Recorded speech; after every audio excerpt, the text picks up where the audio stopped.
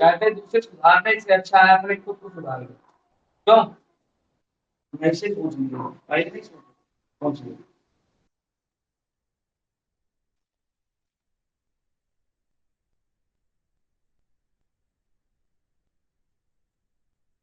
चलिए, आज हमारा जो है साइंस के एक चैप्टर है। हमने कल क्या क्या बारे में चर्चा कर लिया था बताइए। आज हम तरल पढ़ाने वाले थे, तरल में ससंजक बल और असंजक बल के बारे में बात की। तरल फ्लूइड दो प्रकार के होते हैं, एक होता है ससंजक बल, ससंजक, ससंजक बल। दूसरा होता है असंजक बल, असंजक, असंजक बल। छोड़ के चले आइए, संजक बल दिख रहा है। ससंजक बल किसे कहते हैं, असंजक बल किसे कहते हैं? देखिए, इसको क्या बोलते हैं, ससंजक बल इसमें क्या बोलते हैं, कोहेसिव, क्या बोला था मैंने, एडहेसिव और cohesive force. Cohesive force, cohesive force, और एक होता है एडहेसिव फोर्स। क्या होता है? Adhesive force. समझ में आ गया? अच्छा, ससंजक बल किसे कहते हैं पहले ये जानिए। देखिए, ससंजक बल ऐसा बल होता है, एक ही प्रकार के सतह पर लगने वाला, समान सरफेस के मतलब समान सरफेस पर लगने वाला बल को क्या कहते हैं? ससंजक बल। बोलो, ससंजक बल। समान सतह पर लगने वाले बल को क्या कहते हैं? ससंजक बल। और जैसे देखिए, अब मान लीजिए इसमें तुम क्या रखी, जूस रखते हो, उसका आम का मैंगो जूस रखते हो, ठीक है ना? तो मैंगो जूस के कणों के बीच में जो बल लगेगा वो ससंजक बल है। क्या है? ससंजक बल। लेकिन जब वो ये मैंगो जूस का जब आकर्षण बल, कांच गिलास है ये, मतलब कांच के गिलास पे जब लगेगा तो उसे असंजक बल कहेंगे। पूछो क्यों? क्योंकि भैया कहाँ ये जूस है और कहाँ ये कांच है। तो अगर मान लीजिए अलग अलग चीजों में जो बल लगता है, जो अलग अलग चीजों में जब फोर्स लगता है उसे असंजक बल कहते हैं, और एक ही जैसी चीजों में जब बल लगता है उसे क्या कहते हैं? संजक बल। तो संजक बल मतलब जैसे कोई पानी है तो पानी के बीच के मॉलिक्यूल के बीच में जो बल लगता है उसे क्या कहेंगे हम? संजक। लेकिन अगर पानी का, अगर ग्लास की दीवार से सहारे में जो बल लगता होगा उसे क्या कहेंगे? असंजक बल। क्या कहते हैं? असंजक बल। समझ में आया? तो समान सतह पर लगने वाले बल को क्या कहते हैं? ससंजक। और असमान सतह पर लगने वाले बल को क्या कहते हैं? असंजक बल। समझ में आ रहा है ना कि नहीं रहा? अभी भी समझ में आया तो आया बाबू? आप बताइए, किसी को कोई प्रॉब्लम तो बताओ ना। मैं क्या बोला? अगर एक ही प्रकार के मॉलिक्यूल्स के बीच लगने वाला बल को क्या कहेंगे? ससंजक। बोलो। और अगर मॉलिक्यूल किसी दूसरे सतह पर जा रहा है या दूसरे पे टच कर रहा है तो उस पे लगने वाला बल को क्या कहेंगे? असंजक बल। क्या कहेंगे? असंजक बल। एक सिलेंडर गैस है, सिलेंडर गैस में एलपीजी गैस भरा हुआ है, एलपीजी गैसों के बीच लगने वाला बल को ससंजक, और उसके सिलेंडर पर लगने वाला, दीवार पे लगने वाला बल को क्या? असंजक। क्यों? क्योंकि गैस गैस से कहा वो ठोस हो जाएगा। तो द्रव द्रव के बीच लग रहा है तो ससंजक है, लेकिन द्रव को अगर दूसरे से किसी दूसरे सतह पर जा रहा है, ठोस पे लग रहा है, तो उसे हम क्या कहें? असंजक बल। समझ में आ रहा है ना? तो ध्यान रखिएगा। अब देखिए, ससंजक बल दैनिक जीवन में ससंजक बल का बहुत बड़ा महत्व है। पूछो कैसे? देखिए, ससंजक बल के कारण किसी द्रव के बूंद संपर्क में आते ही, देखो, अगर आप देखेंगे यहाँ पे एक बूंद पानी है और एक कांच का ले लो और एक बूंद यहाँ पे पानी करो। अब दोनों बूंदें अगर आके मिल जाएंगी तो इतना बड़ा बूंद हो जाएगा, थोड़ा पानी बढ़ जाएगा कि नहीं बढ़ जाएगा? तो अच्छा, इनके बीच क्यों बल लगा है? क्यों एक दूसरे से बूंद क्यों मिल रहे हैं? क्योंकि ससंजक बल है। अगर एक दूसरे से दुश्मन होते, ससंजक मतलब दोस्त समझो और असंजक मतलब दुश्मन समझो, तो ससंजक बल के कारण ये बूंद क्या हो गया? बड़ा हो गया। ठीक है ना? अच्छा, अगर इसमें मैंने बाई चांस पानी में मैंने तेल डाल दिया, तब क्या वो मिल जाएगा? वो अलग अलग दिखेगा, भला है उस पे रहेगा, बट वो क्या हो जाए? अलग अलग। तो वो वहां पे असंजक बल लगेगा। समझे कि नहीं समझे?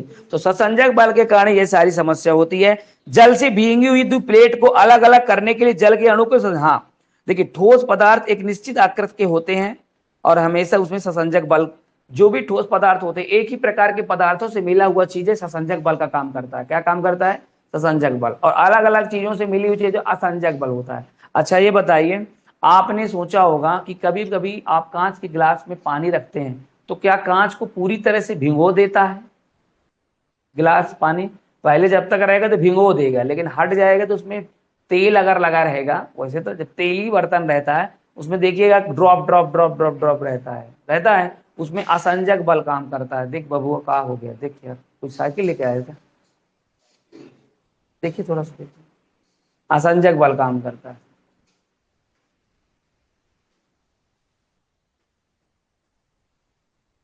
प्रॉब्लम है, ठीक है चलिए।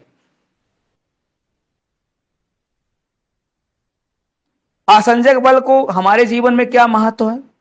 किसी वस्तु बर्तन आदि का जल से भीग जाना असंजक। देखिए बेटा, अच्छा ये काम करिए, आप कभी बर्तन धोते हैं ना, तो बर्तन में पानी डालते हैं ना, तो कहीं ना कहीं वो पानी उस पर बहती हुई निकल जाती है, लेकिन उस पर एक बल काम करता है, तभी बल के कारण बर्तन धुलते हैं।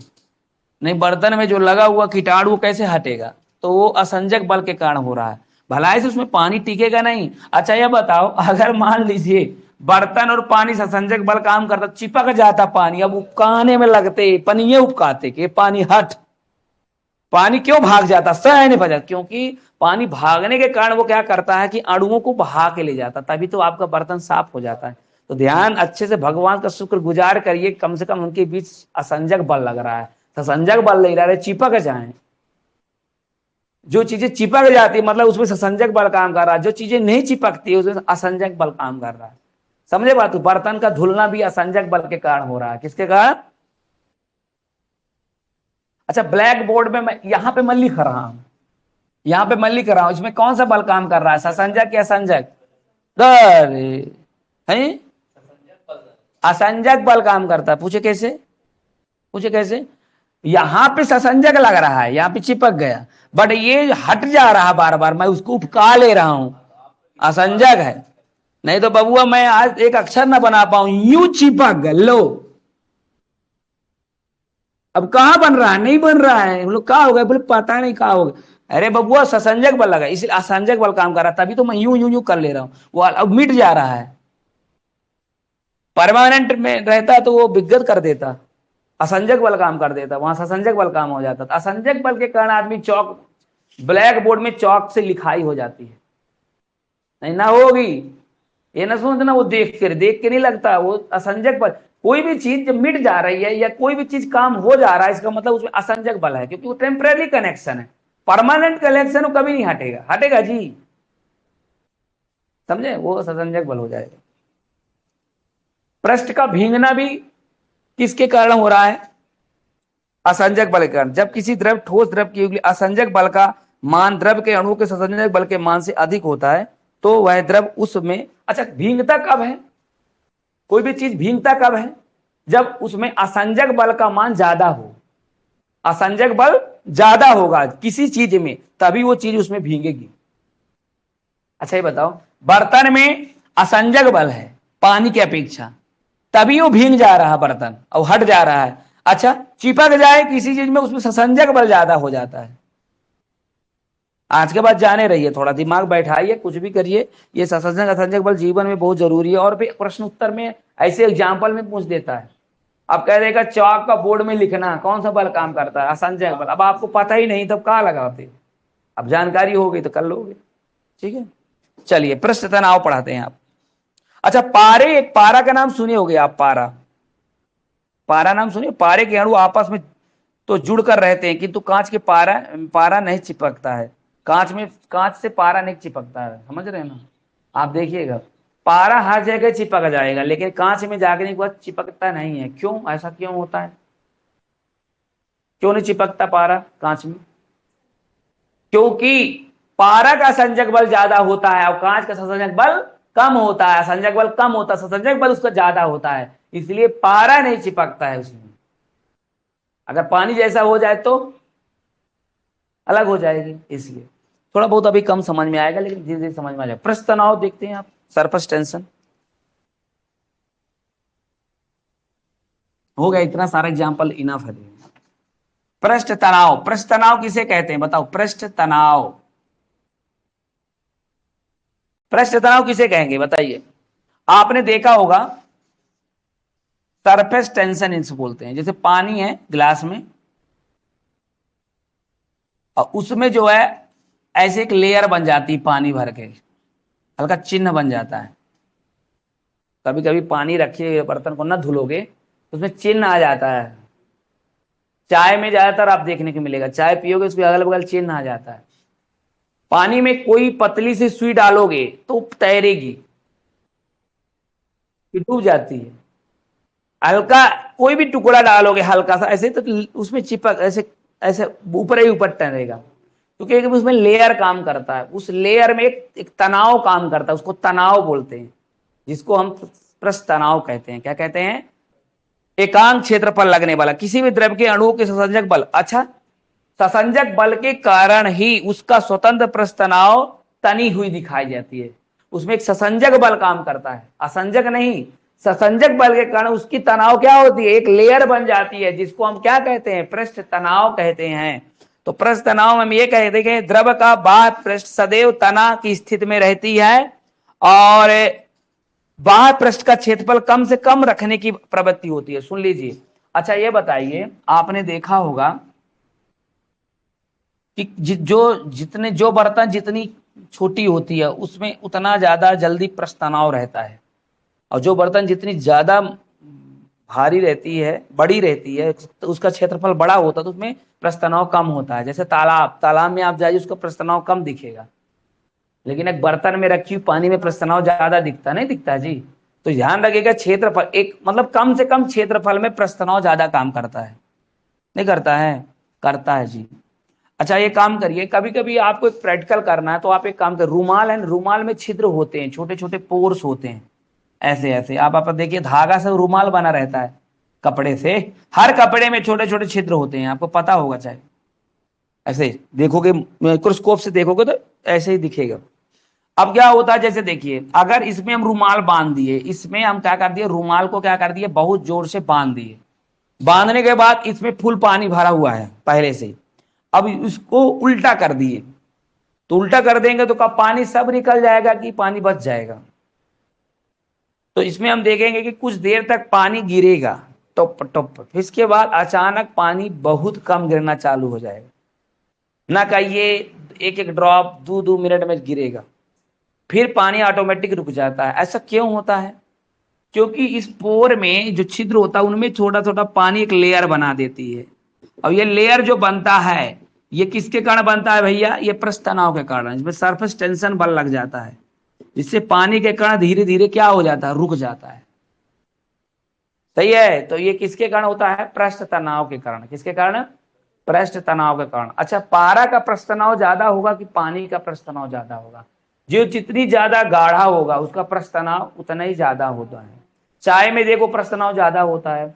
अच्छा ये बताइए, कोई चीज जिसका पृष्ठ तनाव ज्यादा होगा वो आपको अच्छा लगेगा खाने पीने में, कि जिसका पृष्ठ तनाव कम होगा वो अच्छा लगेगा खाने पीने में? ज्यादा वो अच्छा लगेगा। तो फिर आप एक काम करिए, चाय को गर्म ना किया करिए, चाय को दनादन पी लिया करिए, ठंडा चाय अच्छा लगेगा, उसकी स्वाद ही पता ना चलेगा अच्छे से। चाय जब गर्म रहती है तो हमारे जीभ में बढ़िया उसका संपर्क होता है, उसका तनाव कम रहता है तो बढ़िया फैल जाती है हमारे जीभ में। कोई भी चीज गर्म चीजें ही हमको पसंद आती है। सूप वगैरह पीते हैं लोग, गर्म करके पीते हैं। क्यों पीते हैं? क्योंकि भैया उसमें बढ़िया जीभ में पूरी तरह से फैल जाता है, क्योंकि उसका पृष्ठ तनाव कम होता है, तो हमें ज्यादा स्वादिष्ट लगता है। दाल चावल ताल को बढ़िया गरम दाल हो जाए, चावल मिला खाओ तो जो ज्यादा टेस्टी लगता है। गरम ठंडा में खाओगे तो वो आनंद उतना ही रहता है। ध्यान रखिएगा, गरम चीजें क्यों की जाती है? क्योंकि पृष्ठ तनाव कम करने के लिए। क्या करने के लिए? पृष्ठ तनाव को कम करने। अच्छा, उबला पानी पीते हो आप और एक है नॉर्मल। अच्छा ये बताओ, बर्तन कपड़ा धोते हो आप, कपड़ा धोते हैं तो ये बताओ, ठंडे पानी में ज्यादा कपड़े अच्छा धुलते हैं कि गर्म पानी में ज्यादा कपड़े धुलते हैं? गर्म पानी में कम मेहनत लगती है, जल्दी छूट जाए। क्यों? क्योंकि उसका पृष्ठ तनाव क्या करता है? कम हो जाता है। उसका पृष्ठ तनाव क्या हो जाता है बेटा? कम हो जाता है। इसलिए ये सारी चीजें होती है। समझ में आ रहा है? ये सारे एग्जाम्पल से याद रखना पड़ेगा, सारे एग्जाम्पल से ही आप क्लियर कर पाएंगे कि पृष्ठ तनाव क्या चीज है। पृष्ठ तनाव हमारे जीवन में बहुत महत्वपूर्ण, हालांकि आसपास सभी जगह मिलते हैं, नहीं मिलते हैं जी। हमारे जीवन में हर प्रकार घटना होती है पृष्ठ तनाव। तो समझ में आ गया कि नहीं आ गया बताइए? तो पृष्ठ तनाव कितने सारे चीजें। तो पृष्ठ तनाव बराबर क्या होता है? एफ, तो सरफेस टेंशन बराबर यानी पृष्ठ तनाव बराबर टी बराबर सरफेस टेंशन, टेंशन बराबर एफ अपान एल, एफ अपान एल, एफ अपान एल। यानी एक निश्चित लंबाई में लगने वाला बल को, एक निश्चित सतह पर लगने वाला बल को क्या कहते हैं? सरफेस टेंशन बोलते हैं। अच्छा ये बताओ, किसी भी चीज में बल ज्यादा लगेगा तो टेंशन भी ज्यादा बढ़ेगा, मतलब सरफेस टेंशन ज्यादा होगा। लेकिन अगर उसकी लंबाई बढ़ा देंगे, ज्यादा लंबा होगा, उसकी सरफेस टेंशन ज्यादा लगेगी नहीं। अभी मैं बोला ना कि तालाब की लंबाई चौड़ाई बहुत लंबी रहती है, इसलिए उसमें सरफेस टेंशन कम रहता है। लेकिन जितनी कम वाले बर्तन लेंगे उसमें ज्यादा सरफेस टेंशन रहता है, रहता कि नहीं रहता? इसलिए कम लंबाई या कम क्षेत्र के एरिया में ज्यादा सरफेस टेंशन का काम करता है। ठीक है, ध्यान रखिएगा। अच्छा, प्रस्थ तनाव का SI मात्रक क्या होता है? तो ये बताओ बेटा, बल का क्या होता है? न्यूटन होता है। बल का क्या होता है? न्यूटन। और इसका लंबाई का मीटर, तो क्या होगा? Newton metre, newton metre, newton प्रति मीटर। क्या हो जाएगा बेटा? न्यूटन प्रति मीटर। इसकी क्या हो गई? यूनिट हो गई, SI मात्रक हो गई। तो क्वेश्चन आएगा कि चलिए भैया सरफेस टेंशन का हमें प्रस्थ तनाव का मात्रक बता दीजिए, तो न्यूटन प्रति मीटर। क्लियर है कि नहीं है? साबुन तथा डिटर्जेंट जल में मिला देने पर जल का प्रस्थ तनाव कम हो जाता है। अच्छा ये बताइए, डिटर्जेंट क्यों मिलाते हैं पानी में? तो जल्दी खत्म। अच्छा ये बताओ, आपने देखा होगा, आप नॉर्मली जब कपड़ा उतारते हैं और नॉर्मली आप बिना कुछ उसमें डाले अगर डायरेक्ट पानी में डाल देते हैं, ठंडा पानी में अगर अपने कपड़े को भिगोते हैं, तो कपड़ा पूरी तरह से भीग भी नहीं पाता है। अब अच्छे से देखिएगा, अच्छे से नहीं भीग पाता। अब अच्छे से देखेंगे तो समझ में आएगा, वैसे दिखने में। क्योंकि देखिए उसकी जो क्या होता है, कपड़े में झिरे छोटे छोटे छोटे पोर होते हैं, पोर होते हैं ना। अब वो पोर में क्या होता है, पानी पहले जाके पेड़ कर लेता है, क्योंकि ठंडा पानी रहता है, उसका सरफेस टेंशन वैसे भी ज्यादा रहता है, तो आर पार नहीं हो पाता, जिससे कचड़े वहीं फंसे रह जाते हैं, आपके मैल वगैरह। इसलिए कभी भी कपड़े जो है नॉर्मल नहीं धुलते हैं, ऐसे धुलोगे बिना निरमा साबुन से तो नहीं धुलते हैं, अच्छे साफ नहीं होते हैं, होते हैं क्या? लेकिन आप वही निरमा और साबुन डाल देते हैं, डिटर्जेंट मिला देते हैं, तो उसमें सरफेस टेंशन कम हो जाता है। और कम हो जाने से वो आर पार हो जाता है, कचड़ा जो है उसकी मैल जो है जब खलहला करेंगे तो उसमें पूरे जो मैल है बाहर निकल जाता है। तो ऐसे, क्योंकि सरफेस टेंशन कम हो जाने से क्या होता है कि वो जाम नहीं होते हैं, जाम नहीं होते कचड़े, उनके जो पोर्स होते हैं कपड़े के, इन कपड़ों में देखेंगे पोर्स होगा, छोटे छोटे छिद्र होंगे, तो कपड़े में पोर्स नहीं रहते हैं। क्लियर है कि नहीं है बताइए? किसी कोई प्रॉब्लम तो बताइए। सरफेस टेंशन आपको समझा दिए कि नहीं समझा दिए? समझ में आ गया? आपको संजय का संजय बल समझा दिए कि नहीं समझा दिए? समझा दिए ना। बस यही है बेटा, माइंड में सेट करो, इसकी एमसीक्यू कराएंगे तो समझ में आने लग जाएगा, अभी आपको कम समझ में आता। कल हम केशिकत्व के बारे में पढ़ेंगे, कैपिलरीज, केशिकत्व। किसका? केशिकत्व। थोड़ा सा केशिकत्व आप लोग थोड़ा सा प्लीज यार, आप 6:45 से 6:50 के आने की कोशिश करिए सब लोग प्लीज। आप लोगों से विनम्र निवेदन है कि टाइम से आइए। 2 लोग भी अगर आ जाओगे तो मैं पढ़ाना चालू कर दूंगा। 2 लोग, अब सोचो कितना कम। आप लोग कम से कम 50%, 50 करो, 25 जो भी है आप लोग करिए। क्या है ना कि समय सीमा बढ़ जाएगी तो तुम लोगों को थोड़ा पढ़ाई ज्यादा बढ़ जाएगी। अब